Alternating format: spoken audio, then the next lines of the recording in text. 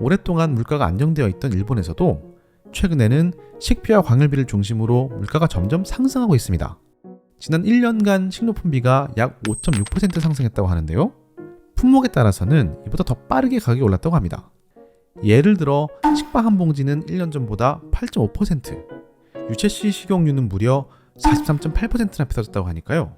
뿐만 아니라 원래 광열비가 비싼 일본에서 전기요금은 20%, 가스요금은 25%나 상승했는데요. 내년에도 요금이 계속해서 오를 것으로 예상되는 상황입니다. 이처럼 급격한 인플레이션을 맞은 일본에서 평범한 월급쟁이가 조금이라도 저축을 하려면 무조건 그만둬야 할 습관이 있다고 하는데요. 그것은 바로 하루 3끼라고 합니다. 일본 총무성에 의하면 2021년 혼자 사는 일본인의 평균 한 달 식비는 약 4만 원입니다. 지난해 식표 관련 물가가 5.6% 상승했으니까 지금까지 하던 대로 3끼를 계속 먹는다면 내년의 식비는 약 4만 3천 엔이 될 텐데요. 인플레이션을 따라서 월급이 늘어나기는커녕 각종 세율과 사회보험료의 인상 때문에 실수령이 계속 줄어들기만 하는 일본에서 이와 같은 비용 상승은 커다란 부담이 아닐 수 없습니다. 만일 엔저 현상으로 급격하게 비싸진 수입 식재료 대신 상대적으로 가격이 덜 오른 국내산 식재료를 사용한다면 조금은 더 버틸 수 있습니다. 수입밀을 사용해서 만드는 빵이나 면 대신에 인플레이션 상황에서 유일하게 가격이 하락한 식재료인 쌀을 먹는 비중을 늘리고 나토와 두부, 된장처럼 국내산 콩으로 만들어진 재료를 단백질 공급원으로 사용한다면 이전과 거의 다르지 않은 가격으로 식사를 준비할 수 있기 때문입니다.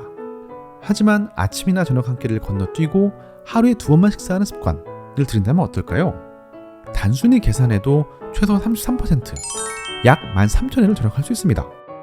지금처럼 급격한 인플레이션이 앞으로 6년간 계속된다고 해도 식비를 계속해서 2021년 수준으로 훨씬 낮게 유지할 수 있다는 것이죠. 반대로 식비를 아끼지 않고 이전과 똑같은 수준으로 유지한다면 하루 3끼를 먹을 때보다 2끼를 먹을 때 더 좋은 식재료를 사용할 수 있습니다.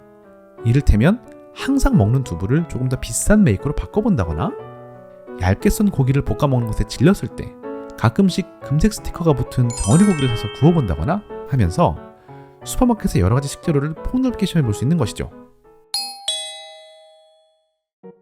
직접적인 절약 이외에도 하루 2끼 식사에는 아주 커다란 이점이 있는데요.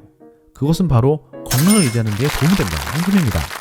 하루 2끼를 먹으려면 아침이나 저녁 중 한 끼를 건너뛰게 되는데요. 이를 통해서 자연스럽게 간헐적 단식을 실천할 수 있기 때문이죠. 사람의 몸은 식사 후 8시간이 지나야 혈당의 제자리로 돌아오며 소화기관이 휴식을 취할 수 있고 12시간이 지나야 근육과 피부가 재생되기 위한 성장 호르몬이 분비되며 18시간이 지나야 지방 분해가 최고조에 이르며 염증이 감소하기 시작한다고 합니다.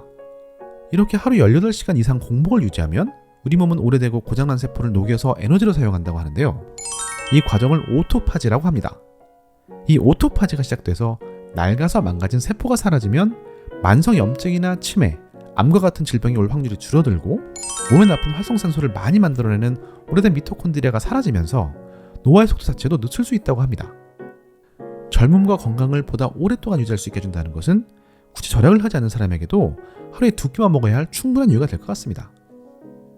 오토파지를 활성화시키기 위해서는 사실 하루 한 끼만 먹는 게 훨씬 더 효과적이라고 합니다. 그렇게 되면 4만 원 하던 식비가 1만 3천 엔이 될 뿐만 아니라 가끔씩 병원이나 약국을 다니라 사용하는 의료비도 큰 폭으로 줄어들 테니 그 어떤 인플레이션이 와도 걱정할 필요가 없을 것 같은데요. 일본 사람들에게는 이번 인플레이션이 그간 흐트러져 있던 식생활 습관을 다잡을 좋은 계기가 될 것 같습니다. 좋은 하루 되세요.